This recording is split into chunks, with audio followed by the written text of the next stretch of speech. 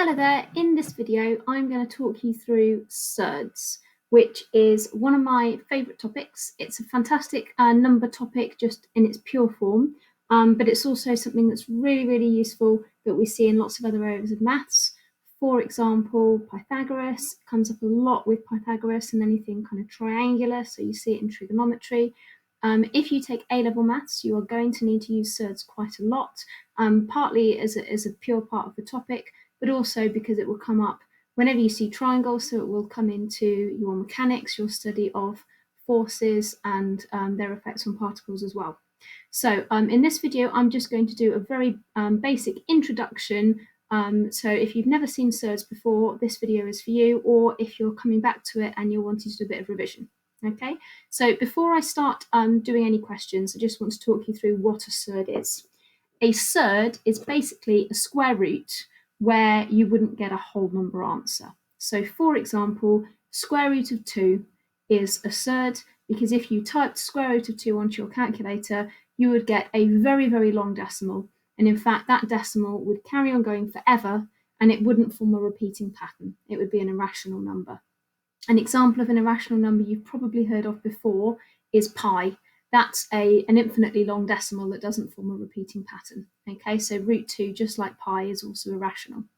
Before we start working with some irrational square roots, I just want to talk through some square roots that come out as whole numbers, because there are a whole lot of numbers that you can square root and end up with a whole number answer, and you will hopefully have heard of most of them before. I'm going to go through the square roots that give us whole number answers up to 12, and I'm going to leave that here for us as we work because it's quite useful to have them to refer to. So I'm just going to go through them. You will hopefully be able to do these quickly ahead of me, or you will quickly see the pattern. So for the first one, I'm thinking, what square root will get me 1? If I square root 1, I'll get an answer of 1. Next up, the square root of 4 is going to get me 2. Next up, if I square root 9, I'll get 3. If I square root 16, I'll get 4. Hopefully, you're starting to notice that we're getting the square numbers listed down here, because if you square root a square number, you will get an integer answer. Okay, so we need 25 here, root 36, root 49, root 64, root 81, root 100, root 121, and root 144. Okay. So those are the roots that we can do to get a whole number answer. But if we go to root any number in between these, we are going to get a number that's a decimal. So for example, if I did root 2 or root 3, I would end up with an answer that was somewhere between 1 and 2. Okay, but it would not be a whole number and it would be an irrational decimal that went on forever. Same with root 5 or root 6 or root 7 or root 8. Okay. So we're going to now start dealing with some of them, and I'm going to go through some of the rules, some of the things we can use and we're allowed to do to them, and some of the things that we're not allowed to do to them. So first of all, if I had here a sum which involved some square roots, if I had 2 root 3s plus another 7 root 3s, I can count up how many root 3s I have altogether. So I've got 2 of them plus another 7 of them, therefore I must have 9 of them in total. And the way that I write that is 9 root 3. So this works very similarly to how you used to simplify algebra. So if you had 2a plus 7a, you knew that you had 9a. The root 3 works exactly the same as if I'd just put an a in those places instead. Okay. Just as well, like simplifying with algebra, you can only put bits together if the root bit of them is the same. So for example, looking at this one, some bits have got a root 5 in, but some bits have got a root 2 in. The bits I can put together are the root 5 bits and the root 2 bits, but I can't put the root 2 bit along with the root 5 bit. Now you'll probably also have noticed that that plus I'm imagining is going with that 9 root 5. This minus is attached to this 4 root 5, and this minus is attached to the 3 root 2. Exactly the same as when you simplify algebra. The sign here, plus and minuses, are attached to the term afterwards. So this is how I would simplify this one. I'd think I've got 5 root 2s minus 3 root 2s. So I'm going to have 2 root 2's. And then looking at the root 5 bit, I've got 9 root 5's, take away 4 root 5's, 9 take away 4 is 5, so I've got 5 root 5's. And 9 take away 4 is positive 5, so I've got 2 root 2 plus 5 root 5. Okay. A little comment on something that you are not allowed to do, which right now might seem really obvious why you can't do it, but later on in the topic, once we've seen loads of other rules, it's something that people very, very frequently forget. The square root of 4 plus the square root of 9 is not the square root of 13. But you see an awful lot of people in exams just adding the square root bits and putting them together underneath the root, and that is not correct. I've chosen this example because root 4 and root 9 actually have whole number answers. So root 4 is 2, and root 9 is 3. And hopefully you're happy to see that if you do 2 plus 3, you do not get the square root of 13, because 2 plus 3 is 5, and 5, as we saw earlier, is actually root 25. So when you do root 4 plus root 9, what you will end up with is actually the same as root 25, not root 13. So you cannot just add them together. You also can't subtract them. Okay, so don't be tempted when you see 2 roots written added or subtracted. Do not be tempted to just pop them together inside a square root. You cannot do that plus that, and you cannot do, if you had root 9 minus root 4, you could not write that as root 5. Okay, so try not to be tempted to do that. We're sticking with what we can do, which is simplifying our surds by collecting terms just like we would with algebra. I'm going to stop there for a moment, and I'm going to give you guys a few questions to do. So if you want to, you can pause the video, have a go at these questions, and then play the video again when you're done, and I will talk through the answers. Okay, so here are a few questions to have a go at. Pause the video now, and I will go through the answers in just a moment.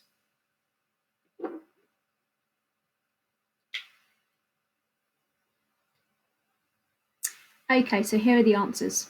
For the first one, I hope you weren't tempted to put root 21. You cannot just add them all together.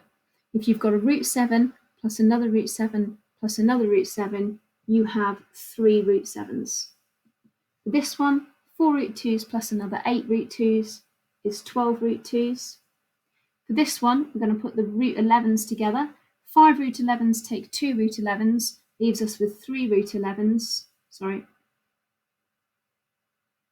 I can't do anything with this 2 root 3, so I'm just going to have that added on the end. I can't put them together because the surd part is different. Last one, I can put the root 5's together. So 4 root 5 plus 6 root 5 is 10 root 5. I cannot put it together with this because the root part is not the same. Don't be tempted to try and combine them. The reasons people are sometimes tempted with that are, first of all, because this is a multiple of this. So they're sometimes tempted when the root bits look like they have a similar times table. Don't be tempted by that. Also, some people get tempted when the integer at the front of one is the same as the bit in the surd. You cannot put them together because the surd bits are not the same. It's essentially the same as having 10a minus 8b in algebra. Because these bits here are not the same at the end, you cannot put them together, so they stay apart. Okay. The next thing I'm going to start talking about is multiplying surds together. I'm going to start with a few of my favourite examples of this. So first of all, we're going to look at what root 9 times root 4 comes out as. And the reason I've chosen this example is because root 9 we actually know the value of, and root 4 we actually know the value of. So root 9 is actually the same as 3, and root 4 is actually the same as 2. So when I'm asking you to do root 9 times root 4, I'm asking you to do 3 times 2, okay? Now hopefully you are confident that 3 times 2 is 6. So root 9 times root 4 is 6. And if you don't believe me, feel free to type it into a calculator, okay? But I'm not asking you to tell me it as an integer. I'm asking you to tell me root 9 times root 4 as an answer that has a surd in, a square root in. Okay, so if we look down our list of square roots, we can find the square root that's the same as 6. So if we want 6, that is the same as the square root of 36. Okay, So root 9 times root 4 is 6, which can also be written as root 36. Now, some of you might notice if we just look at this sum I've now managed to form, which we know is true because each part is the same as these numbers, and we know that sum is true, okay? You might notice that if you did 9 times 4, you would get 36, okay? And that's a really useful pattern that we're going to see coming up with all multiplications with surds. I'm going to do another example, and then I'll give you the general rule. Square root of 25, we already know is 5. And the square root of 4 we already know is 2. So we know that the answer to this sum has to be equivalent to 10. Now 10 can be written in a square root as the root of 100, okay? So root 25 times root 4 comes out as the same as root 100. And you'll notice here that 25 times 4 is 100. So have a think about this one now. Root 12 times root 3, following that rule, should come out as root 36. And it does, okay? You can check that on a calculator. If you type in root 12 times root 3, it won't tell you root 36 because your calculator will work out that root 36 is 6, okay?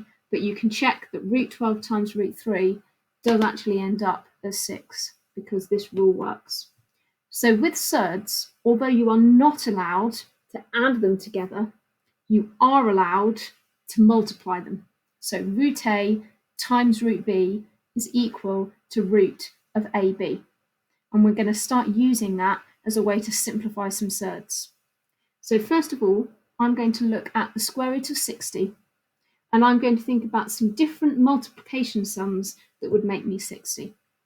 So the way I'm going to do this is, for example, if I asked you for the root of 36, you could have written the root of 36 as root 12 times root 3, because 12 times 3 is 36. Or you could have written the root of 36 as root 9 times root 4, because 9 times 4 is 36. So what we're doing here is we're looking for factor pairs of the number, okay? So I'm going to go through a few factor pairs of 60. I could go for root 60 and root 1. That wouldn't be massively interesting. I'm going to go for root 30 times root 2. Or I could go for root 20 times root 3. Or I could go for root 4 times root 15. Or root 10 times root 6. Okay, so any factor pair of 60, I'm able to break my surd up into those things times together. Right. When I come to simplify a surd, only one of these pairs is actually going to be useful to me. And it's the pair where one of these root bits can be turned into a whole number. So again, we're going to refer back to our middle column here, where I've got all of the square roots that come out as a whole number. And I'm going to try and find which of these square roots is in my list. Or in other words, which of them has a square number in them. Now, the one that has the square number in is this one here, because 4 is a square number and root 4 is 2. So if I use the final one that I did, root 4 can be written as 2. So instead of writing it as root 4 times root 15, I can write it as 2 times root 15 or 2 root 15. When I just write a 2 next to a root 15, I mean that they're times together. Just like in algebra, if I write 2x, I mean 2 times x, or 2 x's, so an x plus another x. So this means 2 times root 15, or root 15 plus root 15. I've got 2 of them. Okay. I'm now going to go through 3 examples of simplifying surds. So what we're aiming to do is we're first of all going to rewrite it as a multiplication sum of surds, but I need one of the square roots to be from this list here. So you've got to be confident thinking about your factor pairs. This is something you've got to commit to doing without a calculator as well, guys, because you're not going to get this in a calculator paper. Because if you type root 12 into most calculators, it will just tell you the answer. So the examiners are not interested in knowing whether or not you can type root 12 into a calculator. Okay. So for root 12, I could go for root 6 times root 2, but 6 and 2 are not in this list. Instead, I'm going to go for root 4 times root 3, because 4 times 3 is 12, and root 4 is in this list here. Root 4 is 2. So I can write this as 2 root 3, and I'm done. Okay, next one, root 72. I want to find, if I can, the biggest number that's a factor of 72 and in this list here. Okay, now 9 is a factor of 72, and I could go for root 9 times root 8. That would get you the right answer, but you'd have to do it a several stage process. Instead of doing root 9 times root 8, if I think about root 36, that one will work, because 72 is 36 times 2. So it's often worth taking a moment longer and trying to find the biggest square number that you can use. So root 36 is 6, so I can write it as 6 root 2. I'm going to do this one now using the longer process so you can see. If I were to do it the quick way, I would find the biggest square factor of 80, which is actually root 16. So root 80 could be written as root 16 times root 5, which would get me 4 root 5 as an answer. But just so you can see how you can do it with a smaller one, I'm going to go through an alternative process for you here. Let's say I didn't manage to see that 16 was a factor of 80 because my 16 times table isn't something I'm that confident with. But I am really confident with my 4 times table, so I did notice that root 80 is root 4 times root 20. That's fine, because what you can do is you can write root 4 as 2, and then you can keep working with the root 20. Root 20 can be written as 4 times 5, root 4 times 5. So I can write this now as 2 times root 4 times root 5. Sorry, it's starting to get quite small. Okay, root 4 is 2, so I've got 2 times root 5, and that is the same as 4 root 5. So you can do it in stages. Just like when you simplify a fraction, you can keep dividing down as long as you keep going until you can't go any further. With surds, you can simplify in stages as long as you keep going until the bit inside the square root doesn't have any square factors. So you've got to keep thinking, can I break that up using any from this list here? Okay, until you cannot go any further. I'm going to give you a few questions to have a look at on this, just to make sure you're confident with it before we move on.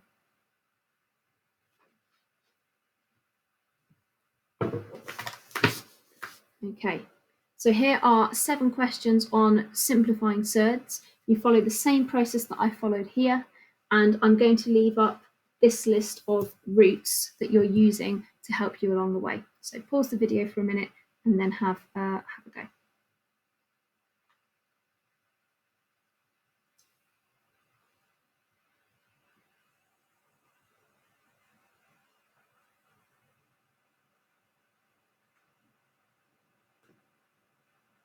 Okay, here are the answers, guys. Root 18 is root 9 times root 2. Root 9 is 3, so I can write it as 3 root 2. Root 75 has a factor of 25, so I can write it as root 25 times root 3, or 5 root 3. Root 28 has a factor of 4, so I can write it as root 4 times root 7, or 2 root 7. Root 500 has a factor of 100, so I can write it as root 100 times root 5, which is 10 root 5. Okay. Root 98 has a factor of 49, because 2 lots of 49 is 98. So I can write that as root 49 times root 2, which is 7 root 2. Root 48 is actually 16 times 3. So I can write it as root 16 times root 3, which is 4 root 3. And then finally, root 32 is root 16 times root 2, which is 4 root 2. Okay, it's absolutely fine if you reach that same answer in more steps. As long as you keep going until you can't do any more with that root, you are absolutely fine. I would also very, very strongly encourage you in an exam situation, and as you're preparing for an exam, to keep writing this bit in the middle here. Okay, it's important that you do that as you go. Some people might have had a teacher who, instead of showing them writing it as 2 roots, showed it a slightly different way. I'm just going to show you that because it's completely legitimate and you can do that if you want to. So I know that I've got a 4 and a 7 for this one. If you wrote the middle part of your method as under one big square root, 4 times 7, that is also fine. So whichever one you prefer. Personally, I like this way because then you can see that the root 25 becomes the 5. But if you want to write it like that, you will not lose any marks at GCSE. It's not a problem at all. Both of them are right. Okay. Before we finish, there's one more thing I want to show you that's going to come in really helpful later on. Okay.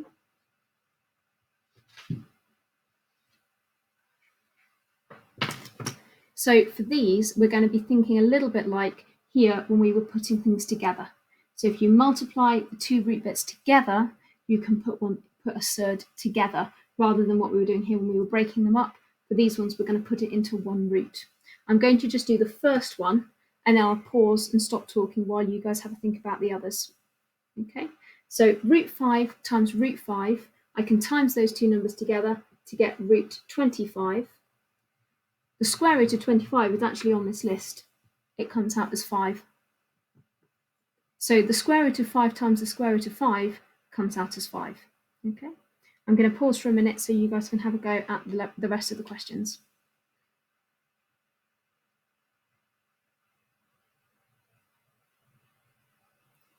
Okay, here are the answers to them.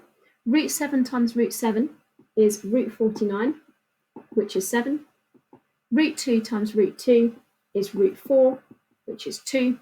And root a times root a is the square root of a times a, or a squared, which is just a. If you think about what we're doing here, is we're timesing something by itself, and when you times something by itself, you're squaring it. So squaring and square rooting are inverse functions of each other, so we're essentially doing something and then undoing it again. Okay, that's why it comes out as that. But you can always write it out like this and then see for yourself that it works. The square root of anything times itself is going to come out as just that thing. Okay, so you can do it with any of them. This challenge one is a little bit more complicated. Root b times root b comes out as b.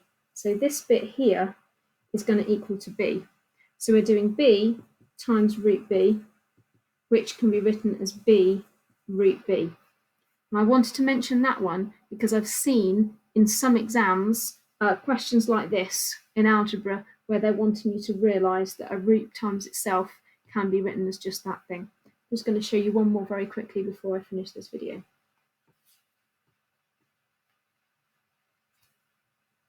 Let's say I had the square root of x to the power of 5. And I was asked to express that in the form so something root x.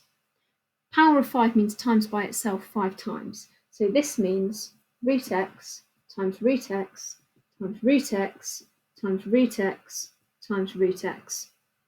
Now, as we've just seen, root x times root x is x. Root x times root x is x. And then I've got to times it by another root x at the end. So I've got x times root x. X times x is x squared. And then I've got to times it by root x. So that's another way of writing root x to the power of 5. If this comes up in AQA GCSE, it's most likely to come up as a multiple choice question, okay, where they'll say which of the expressions below is equivalent to this. Okay, you just got to be confident, being comfortable, playing around with different ways of writing it and seeing which ones come out the same.